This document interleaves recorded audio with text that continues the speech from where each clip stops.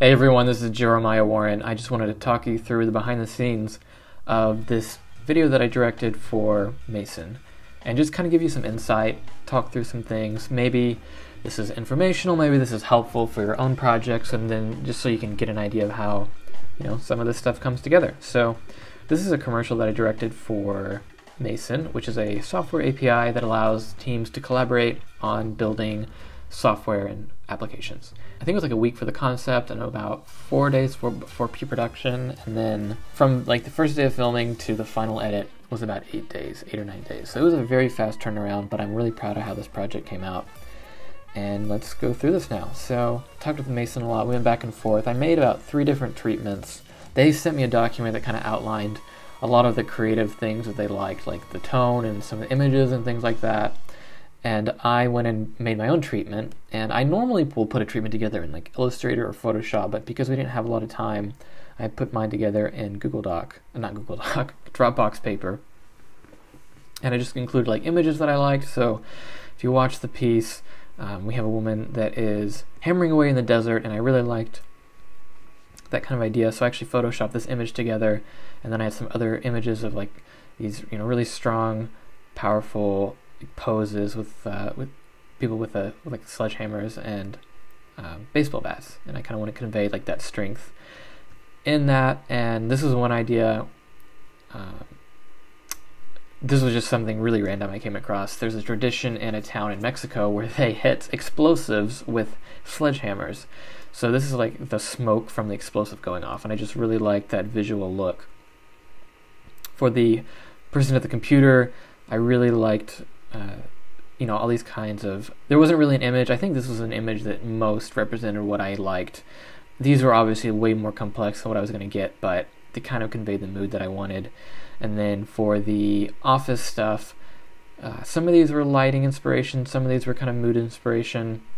I kind of figured that this was, I knew that with our time and budget that these were not obtainable looks, but I really liked the idea of like people in a meeting room, and then also cutting into objects, just close-up objects. I actually wanted to do one thing where I had a person covered in sticky notes for like the visual illustration, but it was going to take way too much time to put sticky notes all over myself, so I did not go with that idea. And it was kind of funny, this stress toy was really, really hard to find at the last minute. I ended up finding it on Amazon and it shipped it to me Prime, but this was just like one thing that from the very beginning I wanted to include, and I was kind of happy when I got it in. So, and then the one thing that I was going to play with was I wanted to have the woman with the sledgehammer, I wanted her face to glitch, because the idea was that she was like kind of like a software, but I ended up not having time to do that, but it was like one of the concepts that I played with, so you can kind of see some really rough mock-ups here.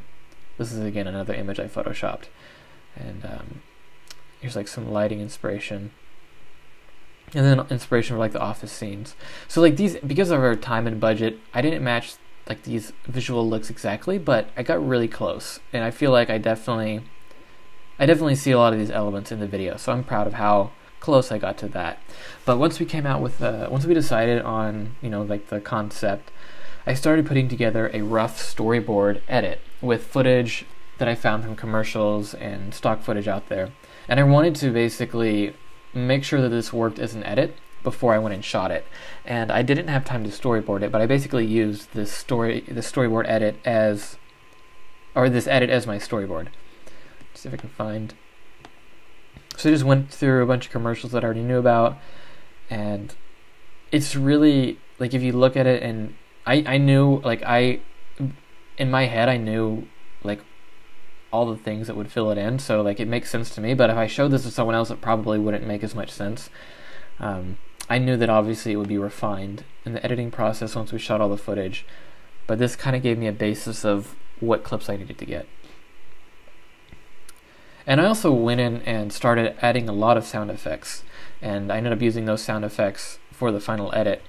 But and there were some sound effects that I just ripped from commercials, so I could not actually use those in the final edit, but it allowed the sound designer to go in and kind of use those as inspiration or as a basis for the sound. So here you can see I feel like this part's really similar to what the final edit ended up being.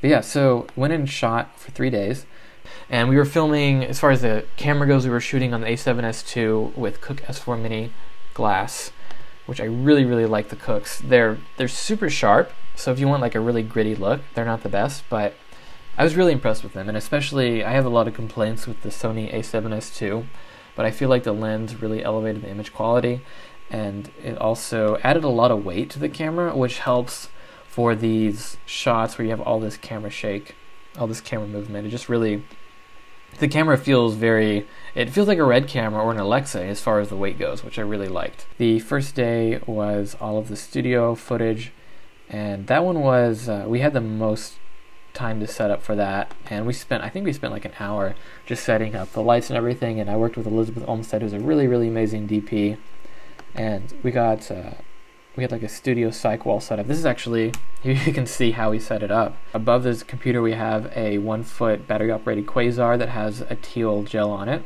and this is a white cyc wall, and then to the left we have a 650, I think it was a 650 light with foil over it, and there's this little slit of light shining through, and there's a red gel on that, so then that's how we got that light splash right there. And that was pretty much our light setup, and then we did have a practical light.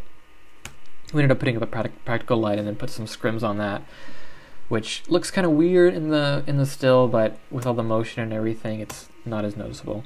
I think most people won't really notice that unless they're filmmakers and know what these things are. So, and this was just a light that I happened to bring from my house very randomly. But yeah, so that's that for that light setup, and then all the animations that you see on the computer, I animated that ahead of time because I didn't want the actor to have to go through like making sure the timing is right. So I basically animated everything happening on screen ahead of time and played that back as an animation. And my laptop's like right under the table here, and there's just an HDMI cable hooked up to it. You can actually see the cable right there. So that was the first day of filming, and then the second day was, let me think here. Oh yeah, second day was in the desert. And this was the most challenging filming because I found out that it's really hard to, like, once you go to the desert, like, the sand is everywhere, it's really hard to walk around. You have like 10 or 20 minutes of really good light, so you have like very short amount of time to get the shots that you want, and like it was just challenging framing shots up. But we got everything we needed, and ended up not using, we shot a lot of footage, ended up not using as much as I originally planned on, but yeah, I'm happy with what we got, and I could probably make an edit just with like all of the footage in the desert. So I think the thing here I learned is that you need to have know exactly what kind of shots you have, and location scouting ahead of time and knowing how the light will look at certain specific times is really, really helpful. It's helpful in a lot of situations, but especially in the desert when you have like this really short window of time and everything changes, so like the light changes so quickly as the sun is setting.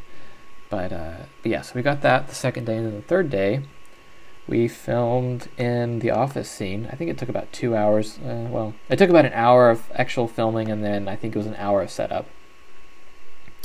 And we just had 2 quasar lights set up, and it was pretty basic setup, and it was really great because it ended up being overcast that morning, so all of the light is consistent, which I was really happy about. You can actually see, I think that's the reflection of the lights right there in the window. But yeah, so I was like really, really happy with this, and I actually stood in for one shot because I felt like we needed one extra person, so I just stood at the front of the whiteboard as I was directing. So, and everything was shot handheld. I kind of knew like what people I wanted to focus on, so we just moved around and got a bunch of shots of people interacting, and the actors are really great. They had a really short amount of time, but they did really good on just kind of riffing conversations back with each other. I didn't really have a script of like what I wanted them to say to each other. I just kind of was like, pretend you are talking about this thing or having a discussion about this, and they were really great at just improvising made up lines. I was really, really proud of them. So yeah, so that was the filming, and then since I had put together the storyboard edit, I pretty much just dropped in like the final takes that I liked into the edit. So I basically had an edit right after I finished shooting, and then the edit changed a lot just with the tone and the music. But so I did spend, I think I spent like 2 or 3 days editing. I wasn't getting it right quite where I wanted it to be, so I spent a lot of time re-editing it, and I finally got something that I was really happy with once I changed the music. And see, if you see here, this is the actual timeline itself. It's been cleaned up a lot, and you can see here these are all the sound effects that I added in, which it's probably not a lot compared to other projects, but I really liked just getting in all these sound effects to add the tone. And then, like I said, the sound mixer, who it was mixed by Jeremiah Dunlap, who's a really great, also named Jeremiah, but he's a really great at sound, and he has a background in music. He also does film himself, so it was great to work with him because I knew that he'd be able to get everything. We never worked together before, but I just knew, having seen his work before and his experience with music and all of that I basically was like, yeah, just whatever you do. I think I asked him to like change the volume level of one thing, and that was it. I basically was like, whatever you do, I will be happy with, and we'll go with it. So that was really great. It's really great when you can work with people that you trust, that you know can get stuff done, especially when you're on tight deadlines, and you can pretty much go with pretty much whatever they deliver on like the final, like the first delivery, the first draft. So that was really awesome. And then I'm trying to think if there's anything else. Originally we were gonna have a voiceover, but because the script changed so much, we ended up not having that. I would I would have liked if I had a voiceover, I think, just because some of the text goes by really quickly. But you know, it is what it is. And color grade was also by Elizabeth Olmsted, the DP. She did a really great job. She just graded it in DaVinci. So anyway, so that's the process. I hope this was helpful, and I hope you learned something. And if you have any questions, feel free to drop a comment below. Yeah, I'm going to stop talking now because I don't know what to say. So thanks for watching.